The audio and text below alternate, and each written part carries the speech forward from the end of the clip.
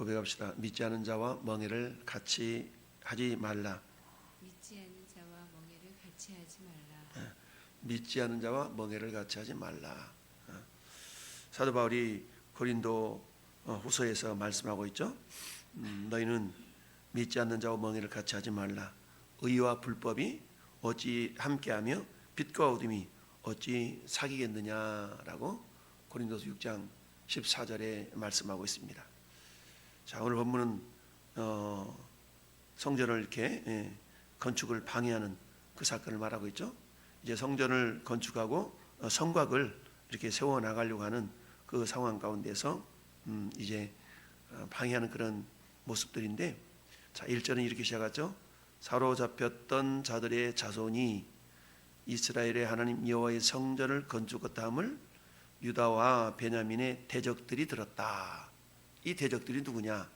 이 대적들은 2절 하반절에 있는 말씀처럼 아스루 왕 에살핫돈이 우리를 이리로 오게 한 날부터 우리가 하나님께 제사를 드리노라. 하나님께 제사를 드렸다, 이렇게 얘기하고 있어요.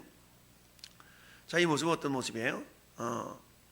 스룹바벨과 족장들에게 나와서 말하기를 우리도 너희와 함께 건축하게 하라.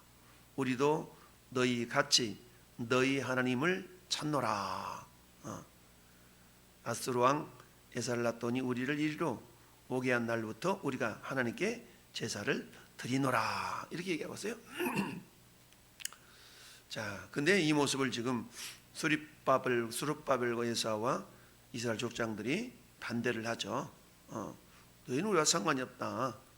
바사왕 고레스 말대로 우리가 이스라엘 하나님 여호와를 위하여 홀로 건축하겠다, 이렇게 얘기를 하죠. 지금 건축하는 일이 쉬운 일이 아니지 않습니까? 그러니까 손 하나라도 더 이렇게 보태서 협력하면 좋을 텐데 왜 이처럼 반대를 했을까? 그런 1절 하반절에 뭐라고 표현하고 있어요?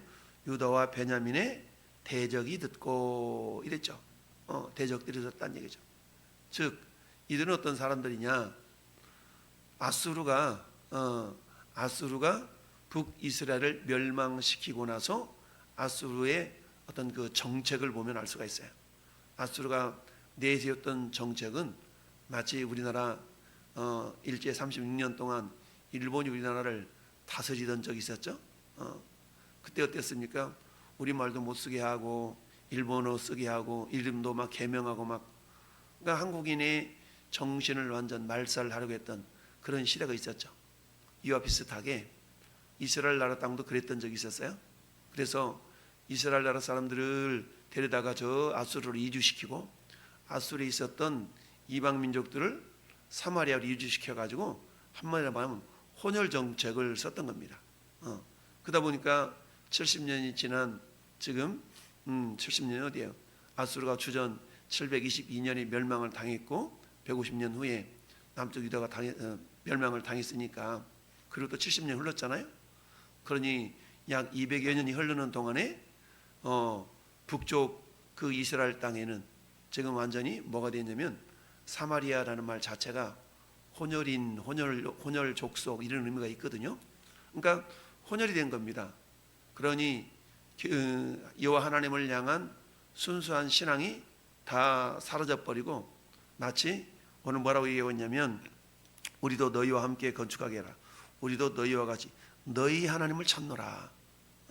그러니까 너희 하나님 찾아, 이 말은 뭐예요? 그들이 말하는 하나님이라는 것은 결국 그들이 섬기고 있는 신들 중에 하나의 신에 불과한 거예요. 그러니까 유일신이 아니라 다신론 중에 한 신이다라는 그런 개념이 있는 거죠. 만약에 그들이 성전 건축을 참여하고 성전이 완공되었더라면 그들은 뭘 주장하고 나서냐면 하나님의 성전도 그저 많은 이방 신전들 중에 하나에 불과할 따름이다 라고 그들이 여길 수 있다는 얘기죠. 북이스라엘과 남유다가 멸망당한 것이 뭐예요? 우상숭배 때문에 망했잖아요. 그러니 우상숭배 때문에 망했는데 기껏 자기들이 도와서 성전을 건축해 놓고는 역시 이전에 북이스라엘과 남유다가 멸망당한 원인이 되었던 그런 우상숭배의 하나의 어떤 소굴로 전락시킬 위험이 있었기 때문에 스룹바벨을 중심으로 한 지도자들이 안 돼, 너희들이 와서 함께 할 수 없어 라고 지금 방해를 했던 것이죠. 이것은 아까 우리 읽어봤던 고린도 후서 6장 14절의 말씀과 동일합니다.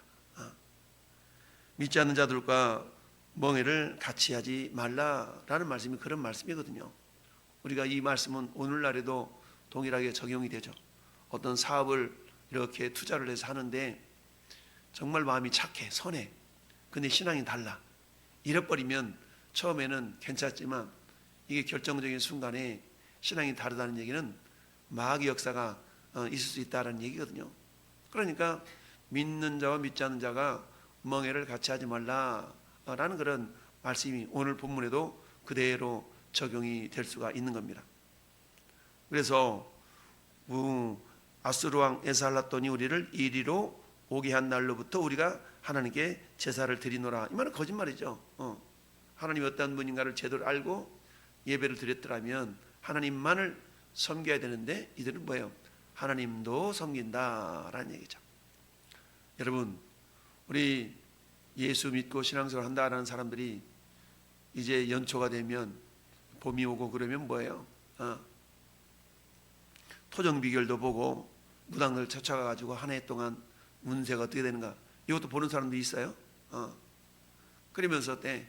나 교회 다니는데 올 한 해가 운수가 어떤가 궁금해서 그냥 살짝 보러만 왔어. 이런 사람들이 있죠. 결국 이것은 뭐예요? 이것은 하나님도 믿고 귀신도 믿고 이거거든요. 그러니까 신앙이라는 것은 우리 믿는 사람들이 신앙생활이라는 것은 보이지 아니하시는 하나님을 마치 보이는 것처럼 믿고 섬기는 것이 우리의 신앙생활인데, 근데 연초가 되면 입춘대길, 아니 예수 믿는 집안에 입춘대길이라는 뭐 부적도 붙여놓고 이런 경우를 우리가 보게 되는데, 이것은 오늘 본문에 있는 사로잡혔던 그런 이스라엘 백성들이 돌아보니까 이미 그곳에 진을 치고 살고 있었던 사마리아인들이 우리도 같이 끼워줘, 우리도 하나님 섬기는 사람이야 라고 말하는 것과 그에 다를 바가 없습니다. 그래서 스룹바벨을 중심으로 한 지도자들이 어때요? 우리가 홀로 건축하리라 그랬더니 그때부터 어때요? 그래 알았어, 그럼 너네들이 해. 이거 순수하게 물러선 것이 아니라 그때부터 어떤 일이 발생을 해요? 4절 말씀 보니까 이로부터 그 땅 백성이 유다 백성 손을 약하게 하여 그 건축을 방해했더라. 성전 건축을 방해해요. 근데 방해하는 방법도 그야말로 이제 막 그 당시 다스리고 있었던 왕에게 7절 말씀, 아닥사스다 때에 비슬람과 미르닷과 다부엘과 그의 동료들이 바사왕 아닥사스다에게 글을 올렸으니 이 글은 아람 문자와 아람 방언으로서 진술하였더라. 그 내용이 뭐예요? 방백 룸과 심세 서기관 심세가 아닥사스다 왕에게 올려 예루살렘 백성을 고발한 글에는 이 사람들이 뭐하라는 얘기예요? 이 사람들은 원래부터 이게 폐역하고 악한 그런 사람들이다. 이 사람들이 성전을 건축한 이유는 왜 그런지 아냐? 세력을 만들어 가지고 결국 세금도 떼어먹고 이렇게 해가지고 왕에게 손해를 끼치려고 그런 거요 라고 하면서 이렇게 상소문을 보냈어요. 그래서 가만히 살펴보고 생각해 보니까 과연 그럴 것 같아. 그러면서 18절 19절 보니까 너희가 올린 글을 내 앞에서 낭독시키고 명령에 살펴보니 과연 이 성읍이 예로부터 왕들을 거역하며 그 중에서 항상 폐역하고 반역한 일을 행하였더라. 그러면서 결국은 어떻게 돼요? 이 성전 건축이 방해가 되죠. 그래서 24절에 뭐라고 얘기하고 있어요?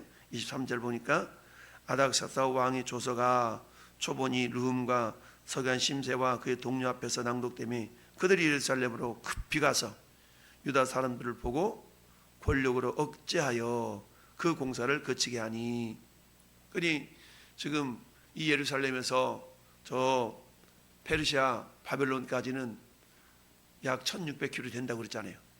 그러니 이것을 방해하기 위해서 거기까지 가가지고 상소문을 올리고 그리고 그때 알았어, 하지 마, 말게 해 라는 조서를 받아서 다시 온 거예요. 그래서 이에 예루살렘에서 하나님의 성전 공사가 바사왕 다리오 제2년까지 중단되었다. 그럼 이때까지 언제냐?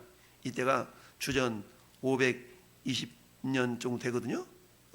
이때까지 결국 몇 년 동안이 정적이 되냐면 16년 동안 정적이 됩니다. 주전 538년에 와서 538년에 와가지고 성전을 건축을 시작하려고 했는데 명령이 나서 그랬는데 어때요? 약 16년 동안이 멈춰지게 되죠. 그래서 537년에 도착을 해서 성전 건축을 시작했는데 결국 방해를 받아서 약 16년 동안 공사를 하지 못하게 됩니다. 이 공사를 하지 못하는 그 과정 속에서 학계 선지자나 스가랴 선지자나 선지자들이었대요. 성전 재건을 건축을 독려하는 또 그런 사역을 하죠. 그 일 때문에 다시인데 성전 건축이 시작되는데 어쨌든 자, 오늘 본문을 통해서 우리에게 주시는 하나님의 말씀은 뭐냐? 결국 성전을 건축하게 된 근본적인 목적은 뭐라고 그랬어요? 우상 숭배와 도덕적으로 타락했던 옛죄를 청산하고 이스라엘을 하나님께 합당한 나라로 회복시키고자 하는 그런 목적이 있었는데 이방인들이 우리도 시켜줘. 이 말은 뭐예요? 타락했던 옛죄가 청산되는 것이 아니라 다시 옛죄의 모습으로 돌아갈 위험성이 있었다는 얘기죠. 그래서 어때요? 우리들끼리만 정통성을 가지고 성전을 건축하겠다라고 이야기를 하고 있는데 이것을 방해한 거죠. 근데 이거 방해할 때 어떻게 방해했어요? 어떻게 처음에 접근했어요? 우리도 하나님 섬겨왔어. 같이 섬기자. 우리도 섬기려고 그래. 라고 거짓을 부리면서 이렇게 접근했다는 얘기입니다. 이게 누구의 전략입니까? 우리 수예배 때 살펴봤던 사단의 특징 아니겠어요? 미혹하고 거짓말하고 이런 것들이 사단의 속성이죠. 여러분, 이런 모습은 저 에덴 동산에서 아담과 하와를 속여서 결국 범죄하게 하고 하나님을 떠나게 했던 그 전략이 지금도 똑같다라고 그랬어요.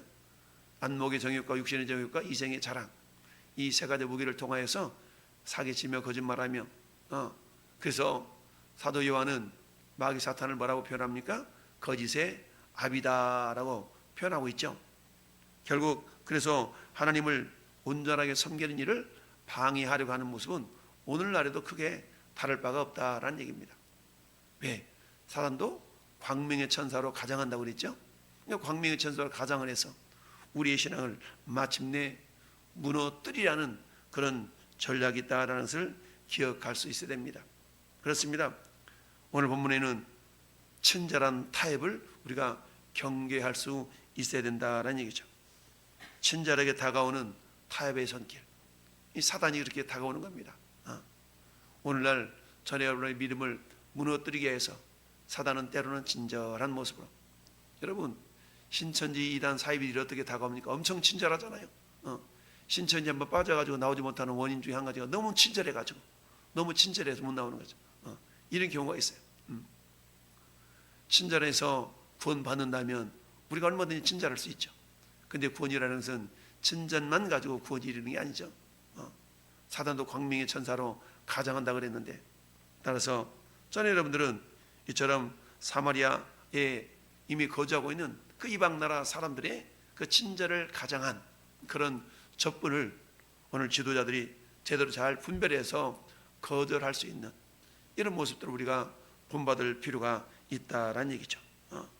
그래서 오늘 믿음을 지키며 하나님의 백성으로 살아감에 있어서 사단은 여전히 친절을 가장해서 우리에게 접근해오고 다가온다는 사실을 우리가 기억하면서 날마다 말씀과 기도로 깨어서 무장하고 혹여 이게 사단의 유혹인지 아닌지 우리가 분별할 수 있는 지혜를 가질 수 있어야 됩니다. 그렇지 않으면 어때요?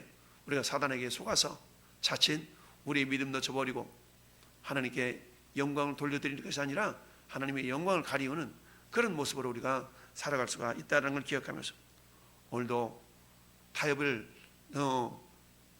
조용히 타협하고자 하는 그런 모습으로 다가오는 그 사단의 손길을 과감하게 우리가 끊어낼 수 있는 그런 결단이 저그런 삶 가운데 나타날 수 있기를 예수님의 이름으로 축원합니다.